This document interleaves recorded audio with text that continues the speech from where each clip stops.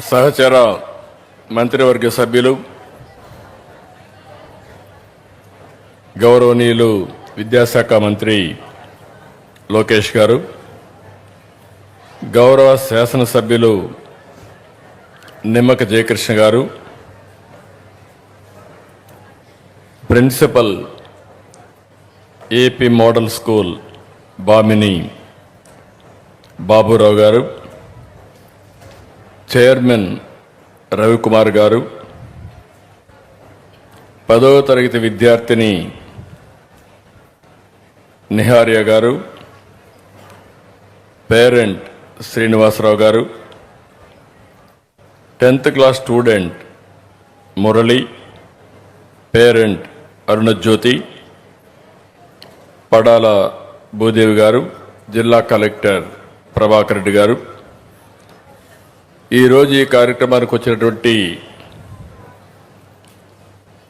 Mega teachers సమావేశానికి వచ్చే mega టీచర్సే కాదు, ఈరోజు పేరెంట్స్ ఒక పక్క, టీచర్స్ ఒక పక్క, విద్యార్థులు ఒక పక్క, ఈ ముగ్గురి కలయిక రాబోయే రోజుల్లో ఊహించని ఫలితాలు సాధించాలని మనం ముందుకు పోతున్నాం. నేను చాలా కార్యక్రమాలకు వెళ్తాను, కానీ ఇక్కడికి వచ్చినప్పుడు మిమ్మల్ని చూసినప్పుడు నాలో వచ్చే ఎనర్జీ ఏ కార్యక్రమంలో కూడా రాదని చెప్పి మీ అందరికీ విజ్ఞప్తి చేస్తున్నా. అందుకే అందరికీ నమస్కారాలు. నేడు మనం అద్భుతమైన ప్రశాంతమైన ఏజెన్సీ ప్రాంతంలో ఉన్నాం. ఈ వాతావరణం చూస్తే ఇక్కడే ఉండిపోవాలనే విధంగా ఈ ప్రాంతాన్ని అభివృద్ధి చేస్తే ప్రపంచానికే ఒక నమూనాగా తయారు చేసే పరిస్థితి వస్తుంది. ఇక్కడ ఈ ప్రాంతమే కాదు, ఇక్కడ ఉండే గిరిజనుల మనసు కూడా స్వచ్ఛమైనది. మీరు చూపించే అభిమానం అదే మాదిరిగా ఈరోజు ప్రేమ ఎక్కడా దొరకదు.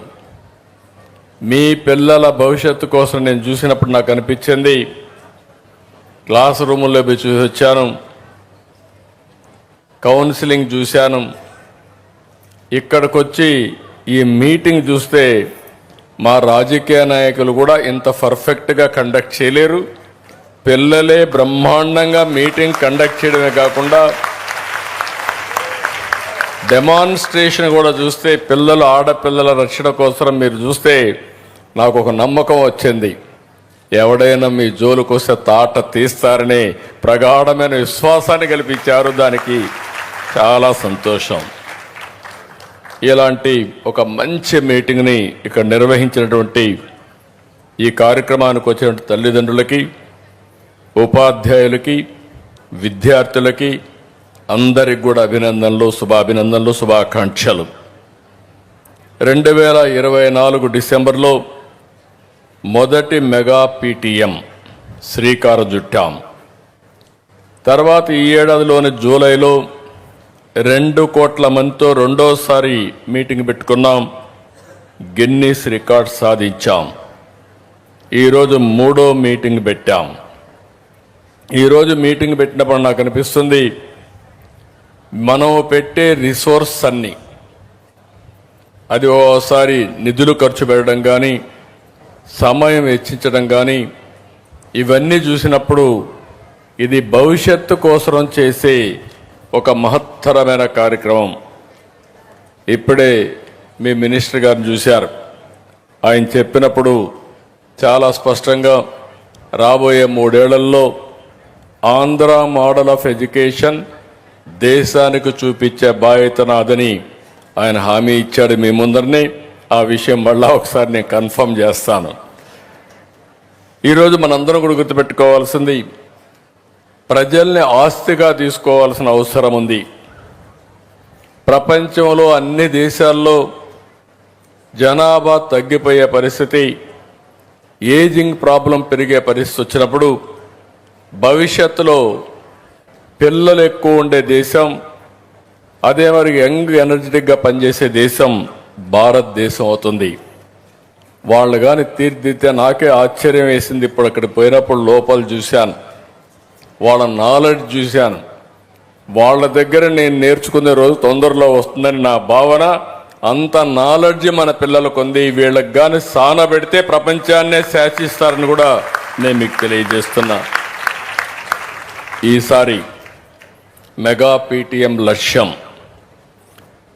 Foundation literacy numeracy FLN. అంటే ఏదో చదివేశాం, పై తరగతికి అప్గ్రేడ్ అయిపోయాం అన్నట్టుగా కాకుండా అన్ని సబ్జెక్టులో బేసిక్ పట్టు సాధించేలా బలమైన పునాదేసే కార్యక్రమం ఇది. అందుకే విద్యార్థుల్ని స్కై, మౌంటైన్, స్ట్రీమ్ అనే 3 వర్గాలుగా స్థాయిలుగా వర్గీకరిస్తున్నారు. మీ పిల్లల బలహీనతలు ఎక్కడున్నాయి, వారి బలమేంటి, అదే సమయంలో వారిని ఏ విధంగా మళ్ళీ ట్రైనింగ్ చేయాలి అనే విషయానికి ఇక్కడ శ్రీకారం చుట్టారు. ఇప్పుడే పాఠశాలకు వెళ్ళాను, అక్కడ నేను చూశాను క్లిక్కర్ ద్వారా ఒక వినూత్నమైన కార్యక్రమం ఆడియోలో చూపిస్తున్నారు, వీడియోలో చూపిస్తున్నారు. చూసిన తర్వాత మీకందరికీ పరీక్షలు ఆటోమేటిక్గా పెడుతున్నారు. ఎవరెవరు ఏ విధంగా పాస్ అయ్యారో క్లౌడ్కి వెళ్ళిపోతుంది. టీచర్ మ్యానిపులేట్ చేయలేరు, క్లౌడ్కి వెళ్ళిపోతుంది. సరైన సమాధానమా లేకపోతే అందులో కూడా ఎంత స్పీడ్లో చెప్పారు, బాగా ఆలోచిస్తున్నారా, క్విక్గా చెప్పారు, ఇవన్నీ కూడా ఎవాల్యుయేషన్ అయిపోయే పరిస్థితి వస్తూ ఉంది.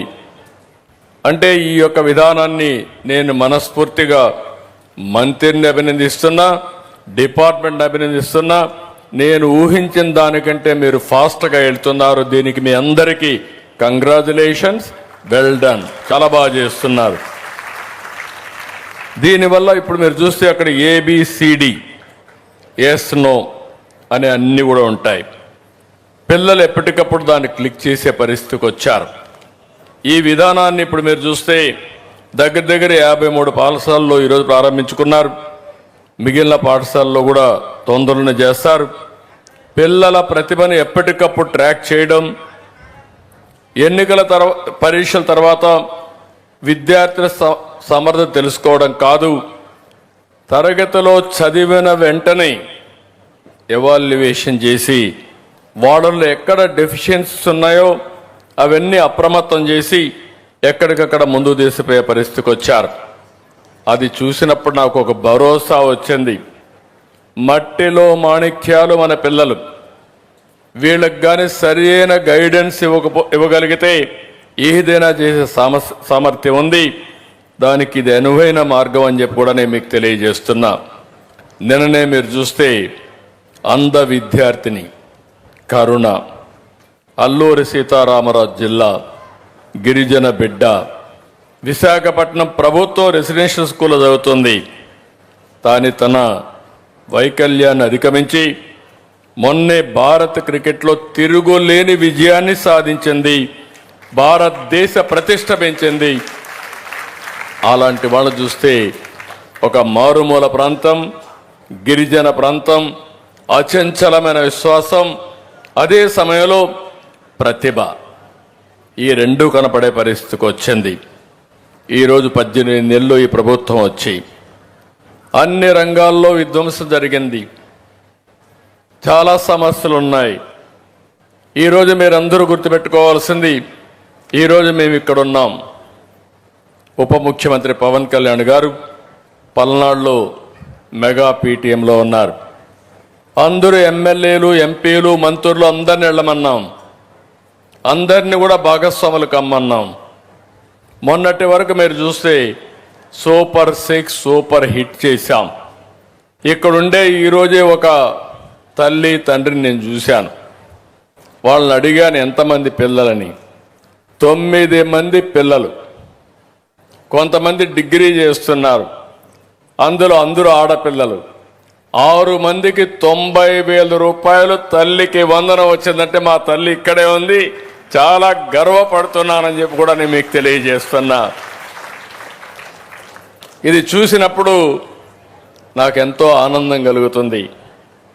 ఇలాంటి ఒకప్పుడు పిల్లలు భారం అనుకున్నారు.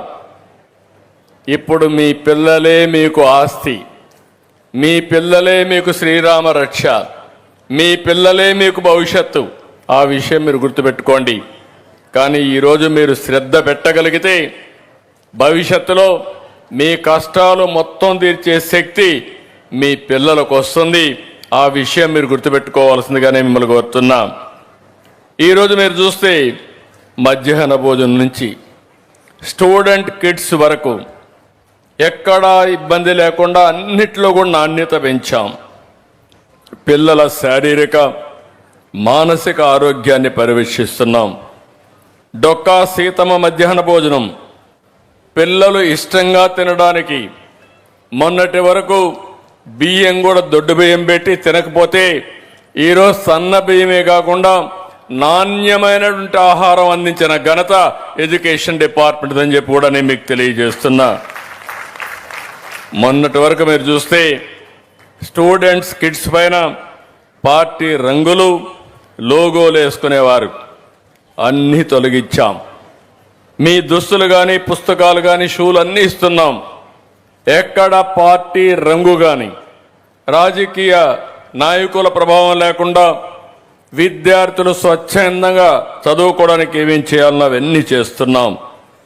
అదే సమయంలో ఈరోజు ఇంకొక పక్కన చాలా చక్కగా చెప్పాడు 6వ తరగతి కుర్రవాడు.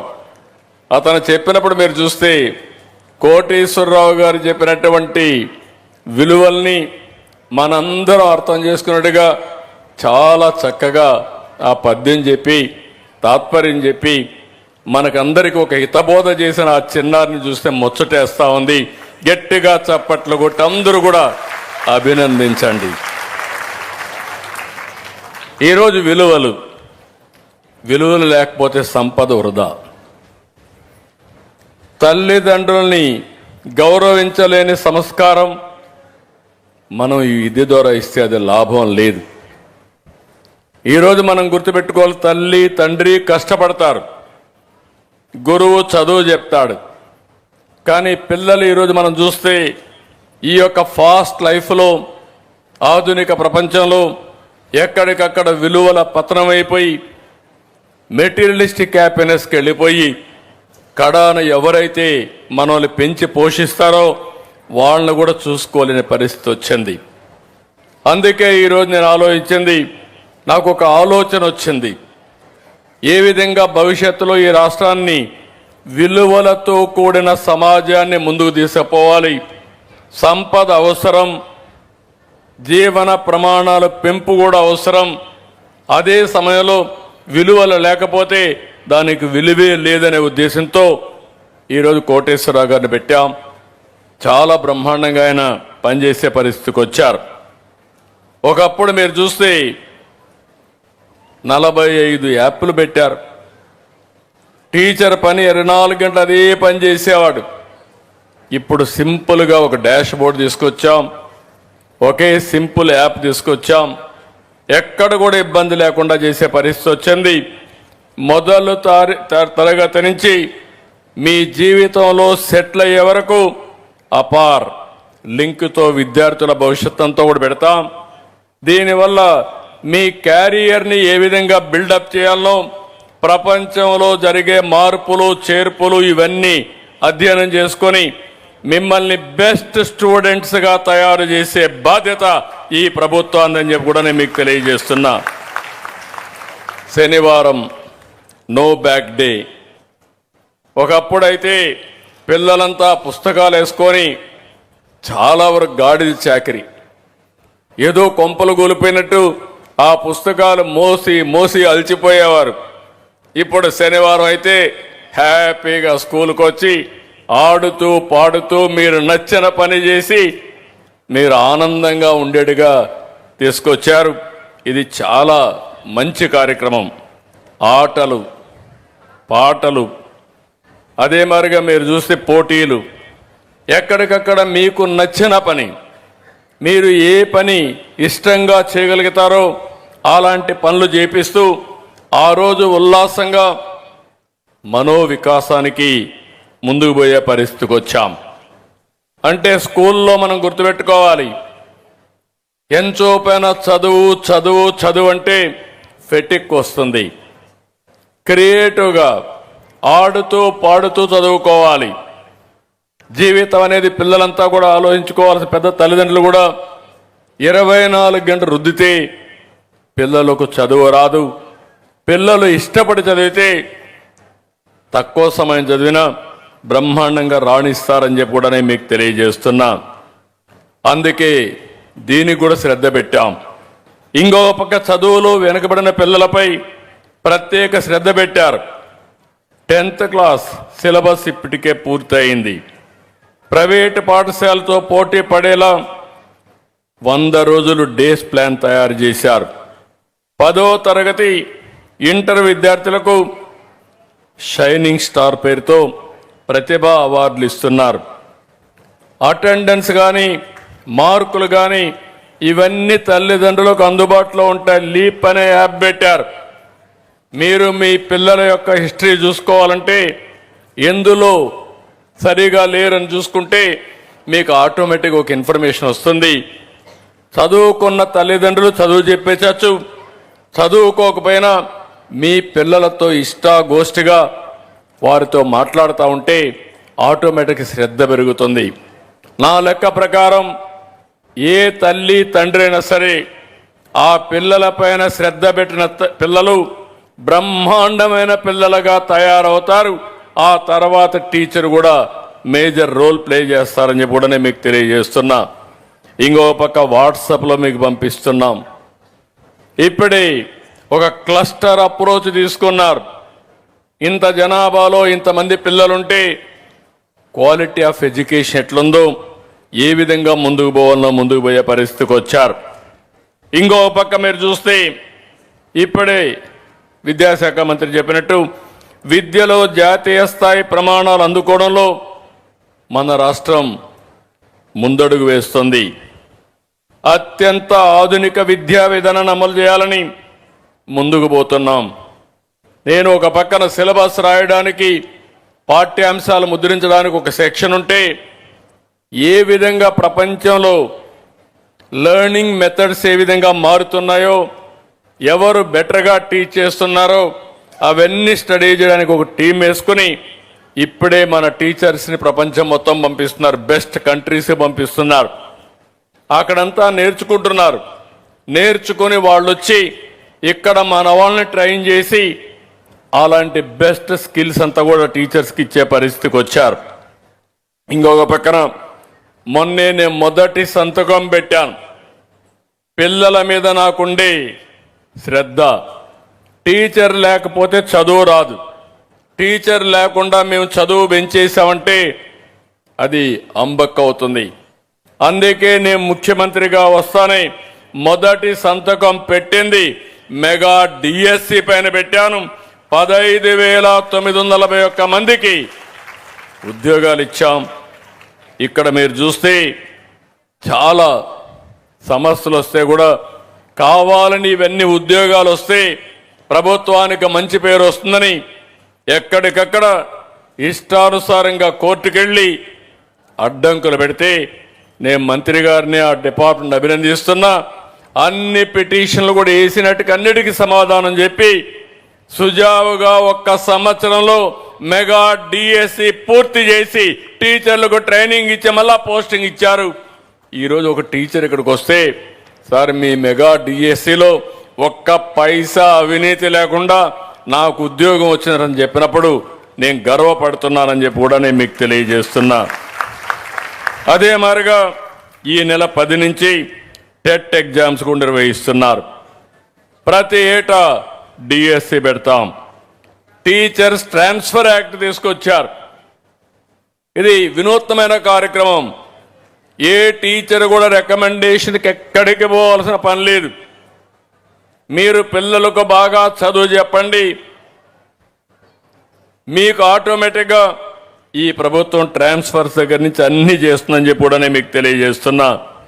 72,886 బదిలీలు, 4,477 పదోన్నతుల్ని వెబ్ కౌన్సిలింగ్ ద్వారా ఎలాంటి వివాదాలు లేకుండా పూర్తి చేసే బాధ్యత తీసుకున్నారు.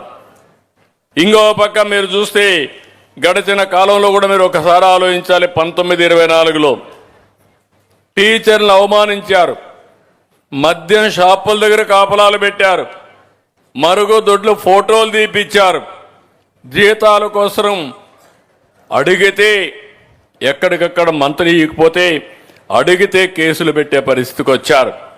అలాంటి అనేక వేధింపులకు గురి చేసే పరిస్థితి వచ్చింది.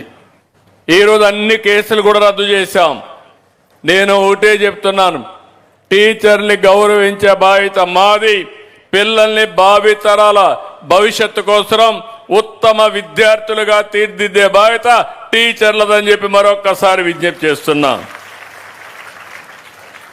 ఈరోజు మనం ఒకసారి చూస్తే ప్రైవేట్ స్కూల్స్కి ఇలాంటి ప్రెమిసెస్ ఉండవు. ఒక బ్రహ్మాండమైనటువంటి రెసిడెన్షియల్ క్యాంపస్ ఉంది.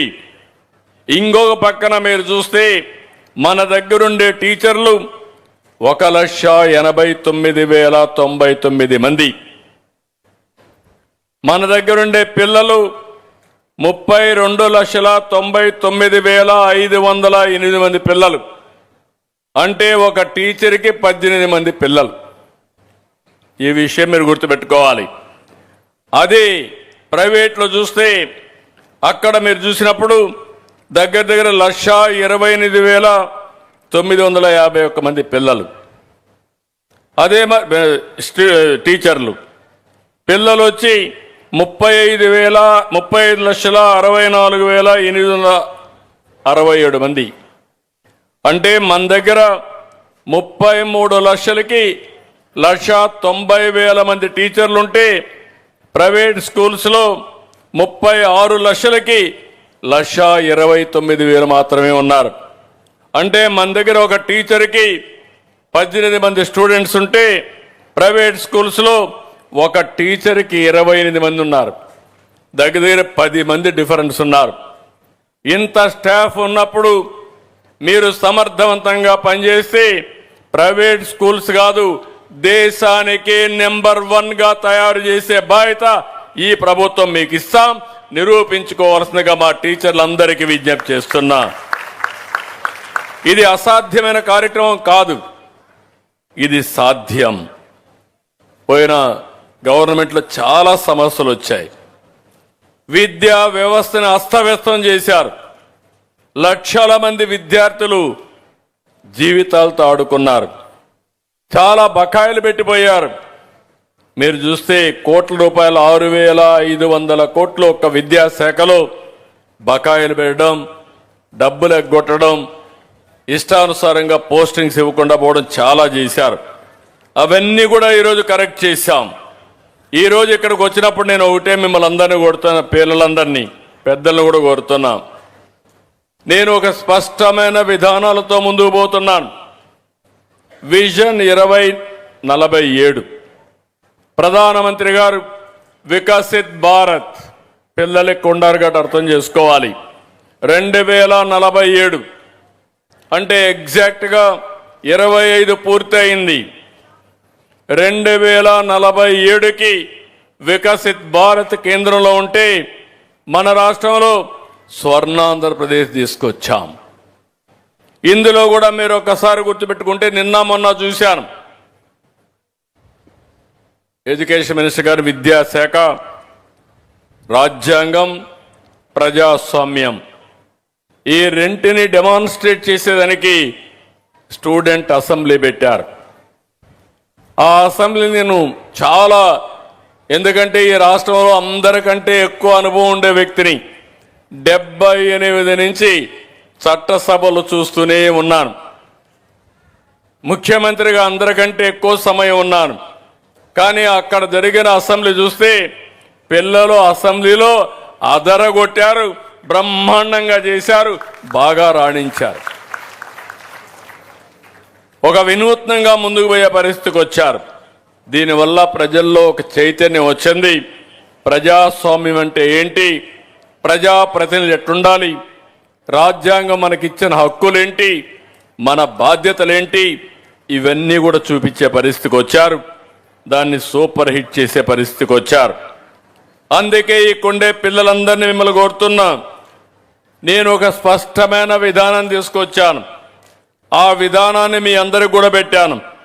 ఈరోజు నా ఆలోచన 47కి పేదరికం లేని సమాజం, జీరో పావర్టీ, అందరికీ ఉపాధి కల్పించడం రెండోది, మూడోది మానవ వనరుల్ని అభివృద్ధి చేయడమే కాదు ప్రపంచంలోనే మేధాశక్తికి చిరునామాగా ఆంధ్రప్రదేశ్ తయారు చేయడం, నీటి భద్రత, వాటర్ సెక్యూరిటీ, అందరికీ వ్యవసాయానికి తాగడానికి ఇండస్ట్రీకి నీళ్లు అందించడం, వ్యవసాయం గిట్టుబాటు ధరలు రావడం, వ్యవసాయాన్ని లాభసాటిగా తయారు చేయడం, రైతుకి ఇబ్బంది లేకుండా చేయడం 5వ పాయింట్ కింద పెట్టుకున్నాం. మౌలిక సదుపాయాలు ఈరోజు మనం చూస్తున్నాం. ఇప్పటికి కూడా ఏజెన్సీ ప్రాంతాల్లో, మారు ప్రాంతాల్లో రోడ్లు లేక ఇవన్నీ కూడా అనేక ప్రయత్నాలు చేస్తూ ఉంటే అవన్నీ కూడా పూర్తి చేసే బాధ్యత తీసుకొస్తాం. అన్ని ఇండ్లకు కరెంట్ ఇవ్వడమే కాదు, ఈరోజు ఈ స్కూల్లో ఇక్కడే కరెంట్ ఉత్పత్తి చేసుకునే శక్తి రావాలి, సోలార్ పెట్టాలి. అవసరమైతే ఎక్కడికక్కడ సోలార్ తయారు చేసి బ్యాటరీ పెట్టి మీ ప్రాంతంలోనే కరెంటు తయారు చేసుకుంటూ మీ ఇండ్లపైనే కరెంటు తయారు చేసుకుని తద్వారా కరెంటు ఛార్జీలు తగ్గించుకోవడం. ఇంకొక పక్క నాణ్యమైన ఉత్పత్తులు. నేను అందుకే ఒక ప్రోగ్రాం ఇచ్చాను, 1 ఫ్యామిలీ 1 ఆంటర్‌ప్రెన్యూర్. ఈ పిల్లలను చూస్తే నాకు ఒక నమ్మకం వచ్చింది, భవిష్యత్తులో మీరు ఉద్యోగాలు చేయడమే కాదు మీరు ఉద్యోగాలు ఇచ్చే స్థాయికి ఎదగతారనేది నా ప్రగాఢమైన విశ్వాసం. ఇది అయిన తర్వాత స్వచ్ఛాంధ్ర. ఇప్పుడే పిల్లలు చెప్పారు, నేను ఒకటే ఆలోచిస్తూ స్వచ్ఛాంధ్ర, సర్క్యులర్ ఎకానమీ, ఏది కూడా వేస్ట్ కాదు, అన్ని కూడా ఉపయోగపడతాయి. దాన్ని సంపదగా సృష్టించుకోవాల్సిన బాధ్యత మన పైనుంది. కలెక్టర్ గారు ఒక చిన్న పని చేశాడు, చాలా నేను అభినందిస్తున్న జిల్లా కలెక్టర్ని. ఇక్కడ చూస్తే ముస్తాబు ఒక సింపుల్ కార్యక్రమం. ఇప్పుడే ఒక స్టూడెంట్ కూడా చెప్పారు, మా కలెక్టర్ ప్రారంభించిన కార్యక్రమం మాలో ఒక చైతన్యం తీసుకొచ్చింది, బ్రహ్మాండంగా పరిశుభ్రంగా ముందుకు పోతున్నామని పిల్లలు చెప్పే పరిస్థితికి వచ్చారు. మీరు తీసుకొచ్చిన ముస్తాబు బ్రహ్మాండమైన కార్యక్రమం. దీన్ని రాబోయే రోజుల్లో అన్ని ఇండ్లకు కూడా చేరి పరిశుభ్రమైన ప్రాంతంగా ఏజెన్సీని తయారు చేస్తే ప్రపంచం మొత్తం ఈ ఏజెన్సీకి వచ్చి బ్రహ్మాండమైన నేచర్ని ఎంజాయ్ చేసే పరిస్థితి వస్తుంది. వర్క్ ఫ్రమ్ ఏదైతే ఇది కూడా హోమ్ స్టే కూడా తీసుకొస్తున్నాం, ఇవన్నిటికీ ఉపయోగపడుతుందని చెప్పి కూడా నేను మీకు తెలియజేస్తున్నా. ఇది అయిన తర్వాత డీప్ టెక్నాలజీ పెరిగింది. ఈరోజు క్లిక్కర్ తీసుకొచ్చిన, సెల్ ఫోన్ తీసుకొచ్చిన, ఇవన్నీ మీరు ఒకసారి చూస్తే ఎలాంటి ఇబ్బంది లేకుండా నేరుగా మీకు అందరికీ సమాచారం వచ్చేస్తుంది. మీ అబ్బాయి డుమ్మా కొట్టినా, అమ్మాయి స్కూలుకు రాకపోయినా రియల్ టైంలో పేరెంట్స్కి మెసేజ్ వెళ్ళిపోతుంది. మీరు ఒక్కసారి చూసుకుంటే ఇంకా మీకు ఇబ్బంది రాదు. దీనికి కూడా మీరు గుర్తుపెట్టుకోండి, పిల్లలు చదువుకున్నప్పుడు మీరు ఆలోచించాలి. మంత్రి గారి ప్రోత్సాహంతో AI, artificial intelligence, data centre 15 billion అంటే 1,40,000 కోట్ల రూపాయలు పెట్టుబడితో విశాఖపట్నానికి భారతదేశంలోనే ఒక మకుటంగా తయారు చేసే కంపెనీ విశాఖపట్నానికి వస్తుంది. అది తొందరలో అది స్టార్ట్ అయితే ఇక్కడే పిల్లలకు ఉద్యోగాలు బ్రహ్మాండంగా వస్తాయి. రాబోయే రోజులు పిల్లలు నేను మిమ్మల్ని చూసిన తర్వాత మీతో నేను పోటీ పడాలి, అలాంటి పాలసీలు మీకు ఇవ్వాలి. డేటా సెంటర్లు తీసుకొస్తాం, క్వాంటమ్ కంప్యూటర్ వ్యాలీగా ఆంధ్రప్రదేశ్ పెడతాం. క్వాంటమ్ ఏంటనో మీరు తెలుసుకోవాలి. మీ మంత్రి గారు అయితే మొన్నటి చెప్తున్నాడు, నేను క్వాంటమ్ అన్నప్పుడు అదేంటని అడిగితే ఒకసారి చదువుకోమని మళ్ళీ అక్కడి నుంచి ఆయన ఒక ప్యాషన్గా తీసుకొని క్వాంటమ్ కంప్యూటర్ని ప్రమోట్ చేసే పరిస్థితికి వచ్చారు. ఇంకో పక్క స్పేస్ సిటీ. ఎవరైనా రేపు ప్రయోగాలు చేయాలంటే ఆంధ్రప్రదేశ్ కేంద్రంగా స్పేస్ సిటీలో సెటిలైట్స్ తయారు చేసి లాంచ్ చేయడమే కాకుండా మీరు కూడా అందులో స్పేస్కు పోవాలంటే మీరు కూడా నేర్చుకునే పరిస్థితి వస్తుంది. అలాంటి స్పేస్ సిటీ తీసుకొస్తున్నాం. ఇంకో పక్క డ్రోన్ సిటీ. డ్రోన్ రాబోయే రోజుల్లో అనేక లాభాలు. మన వ్యవసాయానికి మందు కొట్టాలన్నా, ఏజెన్సీ ఏరియాలో మారుమూల ప్రాంతాలకి మందులు పంపించాలన్నా, లేకపోతే ఎయిర్ ట్యాక్సీలు కూడా రేపు రాబోయే రోజుల్లో 2 సంవత్సరాల్లో మన రాష్ట్రంలో కేంద్రంగా అనుమతిస్తే ఎయిర్ ట్యాక్సీలు, డ్రోన్ ట్యాక్సీలు వస్తాయి. దానికి కూడా నాంది పలుకుతున్నాం. ఏరోస్పేస్ సిటీ తీసుకొస్తాం. విమానాలు తయారు చేసుకొచ్చే కార్యక్రమానికి శ్రీకారం చుడతాం. విశాఖపట్నంలో సివిల్ ఏవియేషన్ యూనివర్సిటీ వస్తుంది. సెమీ కండక్టర్ తీసుకొస్తాం. ఎలక్ట్రానిక్స్ వస్తాయి. సెల్ ఫోన్స్ కానీ, స్మార్ట్ ఫోన్లు కానీ, ఐఓటీలు కానీ, హెల్త్కి కావాల్సిన వేరబుల్స్ కానీ, సెన్సార్స్ కానీ అన్నీ పెడతాం. అన్నింటికంటే ముఖ్యంగా గ్రీన్ ఎనర్జీ కూడా తీసుకొస్తాం. సోలార్తో కరెంటు తయారు చేసుకోవడం, గాలితో కరెంటు తయారు చేసుకోవడం, ఏదైతే పంపుడు స్టోరేజ్ కింద మనం ఎప్పటికప్పుడు కరెంటు ఉత్పత్తి చేసుకొని గ్యాప్ ఇవన్నీ చేయాలనుకుంటున్నాం. ఇవన్నీ కూడా న్యూ టెక్నాలజీ తీసుకొచ్చి పిల్లలు గుర్తుపెట్టుకోవాల్సింది. ఈరోజు మన ఆదాయం దగ్గర మన రాష్ట్రంలో మీరు చూస్తే 2,98,000 24-25. అయితే ఈ 3 లక్షల నుంచి 47కి 55 లక్షలు రావాలని ఒక లక్ష్యంగా పెట్టుకున్నాం. ఇది సాధిస్తాం. కానీ ఆ సాధనలో ఏజెన్సీ ఏరియా కూడా ముందుకుండాలని నేను మనస్ఫూర్తిగా ఆకాంక్షిస్తున్నా. ఈ విషయం మీరు గుర్తుపెట్టుకోవాల్సిన అవసరం ఉంది. ఏజెన్సీ ఏరియాలో నేను చూస్తే రాష్ట్రం కంటే బాగా వెనుకబడ్డాం. పార్వతీపురం మాండ్యంలో ఇప్పటికీ రాష్ట్రమంతా 23-24 ప్రకారం 2,37,951 రూపాయలు తలసరి ఆదాయం ఉంటే ఇక్కడ మాత్రం 1,43,000 ఉంది. అందులో కూడా మళ్ళా పాలకొండ మళ్ళీ వెనుకబడి ఉంది, 1,19,000 ఉంది. అందులో బామిని విలేజ్ అయితే ఇంకా తక్కువ ఉంది, 1,15,000 ఉంది. అంటే రాష్ట్రం ఆవరేజ్ కంటే జిల్లా ఆవరేజ్ తక్కువ, జిల్లా ఆవరేజ్ కంటే పాలకొండ తక్కువ, పాలకొండ కంటే బామిని ఇంకా తక్కువ. అంటే పేద ప్రాంతం అని మీరు అందరూ గుర్తుపెట్టుకోవాల్సిన అవసరం ఉంది. నేను ఒకటి హామీ ఇస్తున్నా. ఇక్కడ ఎమ్మెల్యే నిన్నటి వరకు జయకృష్ణ గారు తెలుగుదేశంలో ఉన్నారు, కానీ మొన్న ఇక్కడ జనసేన ఎమ్మెల్యేగా గెలిచారు. ఆయన బాగా పనిచేస్తున్నారు. పూర్తిగా సహకారం ఇచ్చే బాధ్యత ఈ ప్రభుత్వం తీసుకుంటాం, కూటమి ప్రభుత్వం తీసుకుంటాం. అదే మరి తోటపల్లి కాలువ విషయం కానీ, ఇంకో పక్క లిఫ్ట్ ఇరిగేషన్ చెప్పారు.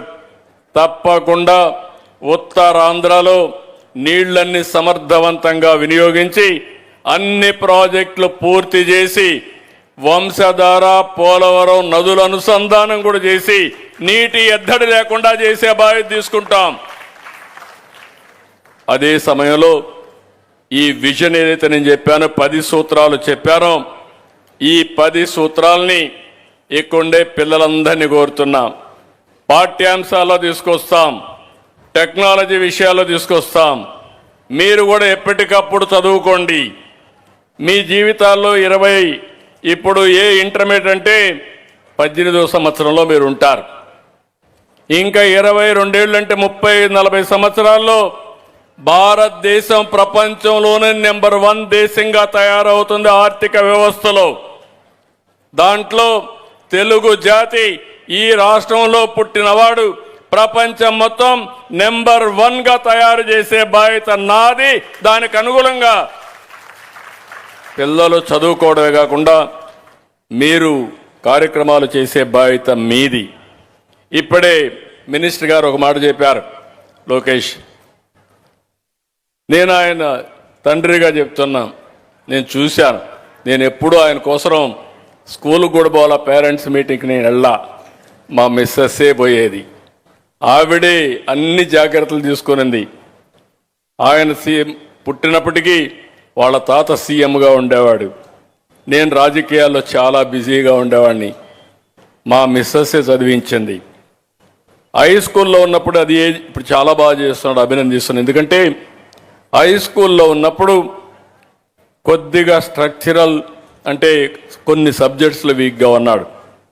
ఒక బిల్డింగ్ ఉంది, ఫౌండేషన్ బాగా వేస్తే ఆ ఫౌండేషన్ నుంచి ఎన్ని ఫ్లోర్లైనా కట్టచ్చు. ఫౌండేషన్ బలహీనంగా ఉంటే ఎక్కువ ఫ్లోర్లు కట్టలేం. ఒకవేళ తక్కువ ఫ్లోర్లు కట్టినా కూలిపోయే ప్రమాదం ఉంటుంది. అక్కడ చిన్న సమస్యలుంటే ఆ రోజు ఆయనకి స్పెషల్ కోచింగ్ పెట్టి సెట్ చేశాం. ఆ అనుభవంతోనే ఈరోజు మీ అందరికీ ఏవైతే వీక్ సబ్జెక్ట్స్ ఉన్నాయో దీన్ని ఏ విధంగా కరెక్ట్ చేయాలనో మొత్తం ఆలోచిస్తున్నారు. అక్కడి నుంచి అంచెలంచెలుగా వెళ్ళాడు. ఈరోజు మీరు చూస్తే Stanford one of the best university in the వరల్డ్లో చదువుకొని వచ్చాడు. నాకు మంత్రిగా నేను ఎప్పుడు కూడా ఆయనకు ఒకటే చెప్పాను, రాజకీయాల్లో కూడా నేను ఫోర్స్ చేయలే. మీరు ఆ విషయాలు గుర్తుపెట్టుకోవాలి. ఫ్యామిలీ బిజినెస్ ఉంది, రాజకీయాల్లో ఏమి ఉన్నాం. మీరు ఏది మనస్ఫూర్తిగా చేయగలిగితే ఇష్టపడితే చేయమన్నాం. ఆలోచించుకొని రాజకీయాలకు వచ్చారు. ఈరోజు ఇంకొక పక్కన మొన్న మంత్రిగా ఇచ్చినప్పుడు కూడా నేను ఆలోచించినప్పుడు ఏ మంత్రి తీసుకుంటారంటే, ఏ పోర్ట్ఫోలియో తీసుకుంటారంటే ఆయన ఎడ్యుకేషన్ తీసుకుంటారంటే నేను ఒకసారి చెప్పాను, ఎడ్యుకేషన్ ఎప్పుడు డిఫికల్ట్గా ఉంటుంది, పిల్లలు టీచర్లు అనేక ఉంటాయంటే కాదు, నేను ఇష్టపడుతున్నా, నేను తీసుకొని ఒక చరిత్ర సృష్టించడానికి నేను సిద్ధంగా ఉన్నానంటే నేను చేయమని చెప్పి ఆశీర్వదించాను. ఈరోజు ఆయన చెప్తున్నా, మీ తల్లి నిన్ను స్టాన్ఫోర్డ్ వరకు తీసుకెళ్ళింది, ఇప్పుడు నువ్వు మంత్రి అయ్యావు. ఈ పిల్లల్ని ఆ స్టాండర్డ్కి తయారు చేసే బాధ్యత మీదని మరొక్కసారి గుర్తు చేస్తున్నా. ఇది అసాధ్యం కాదు, సాధ్యం. పిల్లలు మట్టిలో మాణిక్యాలు, వాళ్ళకు కావాల్సిన సరైన ఎడ్యుకేషన్ ఇవ్వాల్సిన అవసరం ఉంది. టైంలు అన్నీ ఉన్నాయి, టీచర్లు ఇచ్చాం, బ్రహ్మాండమైన క్యాంపస్లు ఉన్నాయి, కొన్ని వేల కోట్ల రూపాయలు బడ్జెట్ ఖర్చు పెడుతున్నాం. దీన్ని సమర్థవంతంగా పనిచేసే యంత్రాంగం ఉంది. మంచి పాలసీలు తీసుకురండి, ఆ పాలసీని మీరు అమలు చేయండి. ఇది సాధ్యమని చెప్పి కూడా నేను మీకు తెలియజేస్తున్నా. నేను ఈరోజు ఇక్కడ చూసిన తర్వాత పిల్లల ప్రతిభ, వాళ్ళ ఇంట్రెస్ట్ చూసిన తర్వాత నాకు అనిపించింది, తొందరలోనే జనవరి ఎండ్లో ఇప్పుడే అడిగాను మంత్రి గారిని, ఎడ్యుకేషన్ సెక్రటరీని, స్టూడెంట్స్ అందరూ ఇన్నోవేషన్లో చాలా ముందుకు పోతున్నారు. వాళ్ళు ఎక్స్ప్లెయిన్ చేస్తే నేనే ఆశ్చర్యపోయాను, నాలెడ్జ్ అంతా. అందుకే మొన్నే సిఏఐ పార్ట్నర్షిప్ సబ్మిట్ పెట్టాం విశాఖపట్నంలో. దగ్గర 13,50,000 కోట్ల రూపాయలు పెట్టుబడులు వచ్చాయి, 16 లక్షల మందికి ఉద్యోగాలు వస్తాయి. ఈరోజు చూసిన తర్వాత నాకు అనిపించింది, ఎందుకు మనం అటల్ టింకరింగ్ ల్యాబ్ ఉంది, ఇన్నోవేషన్లో మన పిల్లలు ముందుకు పోతున్నారు. అందుకే రేపు జనవరి సంక్రాంతి అయిపోతానే స్టూడెంట్స్ ఇన్నోవేటర్స్ పార్ట్నర్షిప్ సబ్మిట్. మొన్న ఎట్లయితే అసెంబ్లీ మాక్ అసెంబ్లీ పెట్టామో, ఎవరైతే స్టూడెంట్ ఇన్నోవేటర్స్ని, మీ తెలివితేటలన్నీ కూడా మీరు ఒకటే ఆలోచించండి. రాష్ట్రం అంతా పిల్లలకు చెప్తున్నా, 7వ తరగతి నుంచి మీరు వినూత్నంగా ఆలోచించాలి. ప్రతి సంవత్సరం ఒక ప్రాజెక్ట్ చేయాలి, గ్రూప్గా చేయాలి, ఇండివిజువల్గా చేయాలి. ఆ ఫలితాలు కానీ వస్తే మీకు రాబోయే రోజుల్లో మీరే పరిశ్రమలు ప్రారంభించే పరిస్థితికి వస్తారు. దానికి మొదటి మెట్టు ఈ సబ్మిట్. ఏదే స్టూడెంట్స్ ఇన్నోవేటర్స్ పార్ట్నర్షిప్ సబ్మిట్. రాష్ట్ర స్థాయిలో నేను పెడతాను, జిల్లా స్థాయిలో మీరు పోటీలు పెట్టండి, స్కూల్లో పెట్టండి. తర్వాత మీరు వాళ్ళని సెలెక్ట్ చేసి నేను పారిశ్రామికవేత్తలందరినీ రమ్మంటాను, వాళ్ళు కూడా వస్తారు. వీళ్ళు చేసినట్టుగా ఉపయోగం ఉంటే దాన్ని అమలు చేయించే బాధ్యత నేను తీసుకుని ఈ పిల్లల భవిష్యత్తు ప్రతిభని గుర్తించి రివార్డులు కూడా ఇప్పించే బాధ్యత నాదని డిపార్ట్మెంట్కి చెప్తున్నా. చదువు అనేది స్కూల్లో చదువుకోవడం కాదు, నేర్చుకున్న విద్యని నాలెడ్జ్ని మళ్ళీ ఏ విధంగా సమస్యల పరిష్కారానికి ఉపయోగించాలనో అది చిన్నప్పటి నుంచే నేర్పించగలిగితే ఇది సాధ్యం. ఈ కార్యక్రమాన్ని జనవరి 2లో పెట్టమని చెప్పి అడిగాను, పెడతామని చెప్పి ఒప్పుకున్నారు. అది కూడా ఒక ముఖ్యమైన కార్యక్రమం అని చెప్పి కూడా నేను మీకు తెలియజేస్తున్నా. మూడోది, ప్రభుత్వం డబ్బులు ఖర్చు పెడుతున్నాం, మీరు చదువుకుంటున్నారు. కొంతమంది పై చదువులకు పోయినప్పుడు మీకు ఇష్టమైన యూనివర్సిటీకి పోవాలంటే ఇబ్బందులు వస్తున్నాయి. కొంతమంది తల్లిదండ్రులు కూడా చదివించలేకపోతున్నారు. మామూలు ఎడ్యుకేషన్ అంతా చూసుకుంటాం మేము. ఎవరైనా వినూత్నంగా ప్రపంచంలో కానీ బెస్ట్ యూనివర్సిటీకి పోవాలంటే డబ్బుల వల్ల మీరు ఆపేసే పరిస్థితికి వస్తున్నారు. అందుకే ఒక వినూత్నమైన కార్యక్రమాన్ని తీసుకొస్తున్నాం, కళలకు రెక్కలు. మీ యాస్పిరేషన్ తీర్చడానికి ఒక్క పైసా మీరు గ్యారంటీ ఇచ్చే పని లేకుండా పావలా వడ్డీతో ఎంత డబ్బులు కావాలని ఇప్పించి మీరు అనుకున్న చదువుకునేట్టుగా చేసే బాధ్యత మేము తీసుకుంటామని చెప్పి నేను మీకు తెలియజేస్తున్నా. దానివల్ల మీరు చదువుకొని ఉద్యోగం వచ్చిన తర్వాత వచ్చిన ఆదాయంతో మీరు ఆ డబ్బులు తిరిగి పే చేసుకునే అవకాశం కూడా వస్తుంది.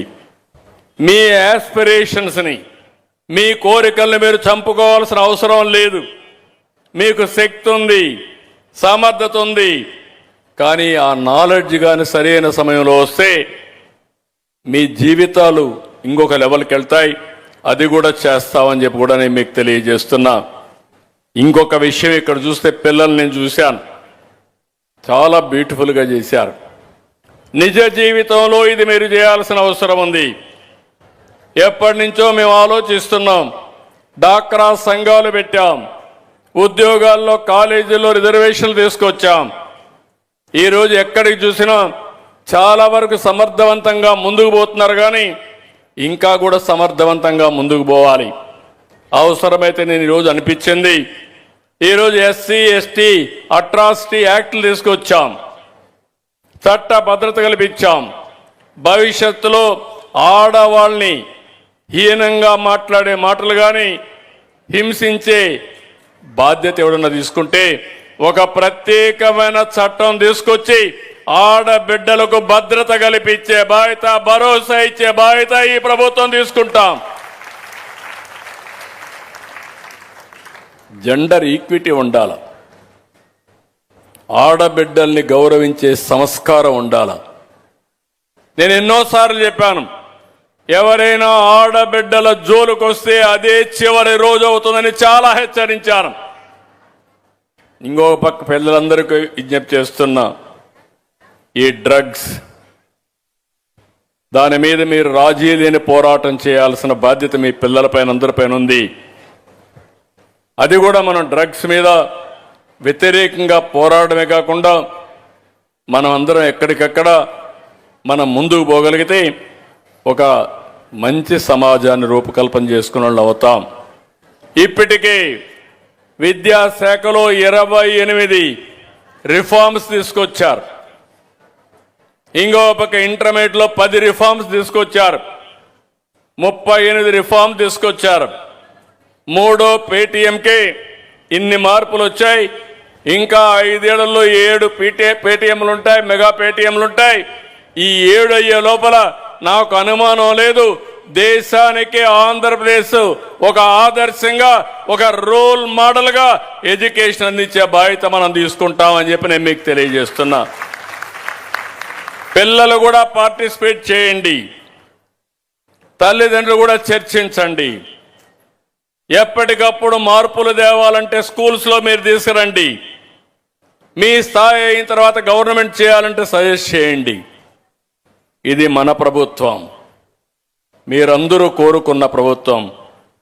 మీ కోరికలు తీర్చడానికి, మీ యాస్పిరేషన్స్ని ఫుల్ఫిల్ చేయడానికి పనిచేసే ప్రభుత్వం. అది డెఫినెట్గా చేస్తామని మరొక్కసారి తెలియజేసుకుంటూ నేను అన్ని డిపార్ట్మెంట్ని ప్రక్షాళన చేస్తున్నాను. టెక్నాలజీని ఎక్కడికక్కడ అనుసంధానం చేస్తున్నాం. మనం అందరం గుర్తుపెట్టుకోవాలి, మీరెవ్వరూ ఊహించి ఉండరు. ఈరోజు ఏ పని కావాలన్నా ఏ ఆఫీసుకు పోయే పని లేదు. మీరు మీ వాట్సాప్ ద్వారా అన్ని సేవలు అందిస్తారు. అది కూడా ఆర్టీజీఎస్ మినిస్టర్గా లోకేష్ గారు దాన్ని కూడా తీసుకొచ్చారు. ఈ వాట్సాప్ గవర్నెన్స్లో 750 సేవలు. మీ ఊర్లో ఎంఆర్ఓ ఆఫీస్ ఉన్నా పోయే పని లేదు. మీ ఊర్లో కలెక్టర్ ఉన్నా ఆయన దగ్గరికి పోవాల్సిన పని లేదు. దర్జాగా ఫోన్లో మెసేజ్ పెడితే మీ సేవలు మీకు అందే విధంగా చేసే బాధ్యత నాదని మీ అందరికీ విజ్ఞప్తి చేస్తున్నా. ఈరోజు మీరందరూ చూస్తూ ఉంటారు, నేను ఎప్పటికప్పుడు పింఛన్ ఇస్తే టెక్నాలజీ ద్వారా ఆడిట్ చేసుకుంటున్నాను ఎక్కడ పింఛన్ ఇచ్చామని. అదే సమయంలో పింఛన్ ఇచ్చిన తర్వాత మళ్ళీ మీకు ఒక మెసేజ్ పంపిస్తున్నాను, మీ పింఛన్ సక్రమంగా అందిందా, ఏమైనా డబ్బులు అడిగారా, లేకుంటే ఏమన్నా మిమ్మల్ని అవమానించే విధంగా మాట్లాడారని చెప్పి అడుగుతున్నాను. వస్తున్నాయా లేదా నా ఫోన్లని మిమ్మల్ని అడుగుతున్నా. వస్తున్నాయని జైలుపైకి ఎత్తండి. ఎప్పటికప్పుడు పంపిస్తున్నాం. ఇంకా కొంతమంది ఫోన్లు సరిగా వాడడం లేదు, మీకు ట్రైనింగ్ కూడా ఇవ్వాలి. అందుకే గ్రామాల్లో ఉండి స్వర్ణ గ్రామాల ఆలయాలు ఉన్నాయి, కార్యాలయాలు ఉన్నాయి, వాళ్ళందరినీ ఈ పనికే పెడతా, మీ అందరిలో ట్రైనింగ్ ఇప్పిస్తా. భవిష్యత్తులో మీ సెల్ ఫోనే మీకు ఆయుధం. ఏది కావాలన్నా దర్జాగా చేసుకునే విధంగా మిమ్మల్ని ఎంపవర్ చేసే బాధ్యత మాదని మరొక్కసారి మీ అందరికీ విజ్ఞప్తి చేస్తూ, ఈరోజు 3వ మెగా పీటీఎం చాలా బాగా జరిగింది. చాలా తృప్తినిచ్చింది, నమ్మకాన్ని ఇచ్చింది. ఈరోజు అందరం కూడా భాగస్వాములయ్యాం. నేను ఈరోజు మీరు చూస్తే మేము ఒకటే ఆలోచించాం, ఈ రాష్ట్రాన్ని బాగు చేయాలి, ఈ సమాజాన్ని ఆదుకోవాలి, మళ్ళీ రాష్ట్రాన్ని పునర్నిర్మాణం చేయడమే కాకుండా భవిష్యత్తులో తిరుగులేని శక్తిగా ఆంధ్రప్రదేశ్ రాష్ట్రాన్ని తయారు చేయాలని నేను కానీ, పవన్ కళ్యాణ్ గారు కానీ, బీజేపీ నరేంద్ర మోడీ గారు కానీ మేము ఒక సంకల్పంతో ముందుకు పోతున్నాం. ఇప్పటికే ఫలితాలు మీరు చూశారు. మీరు సహకరిస్తే ఇంకా మెరుగైన ఫలితాలు వస్తాయి. అన్ని వ్యవస్థలను ప్రక్షాళన చేస్తాం, సమర్థవంతంగా పనిచేపిస్తాం. అన్ని విషయాల్లో మీరు ఎక్కడికక్కడ మెరుగైన జీవన ప్రమాణాలు ఇచ్చే బాధ్యత మేము తీసుకుంటామని మరొక్కసారి హామీ ఇస్తూ ఈ మీటింగ్కి వచ్చిన మిమ్మల్ని అందరినీ పేరు పేరున మనస్ఫూర్తిగా అభినందిస్తూ అందరికీ ధన్యవాదాలు. జై హింద్, జై భారత్, జై తెలుగు తల్లి.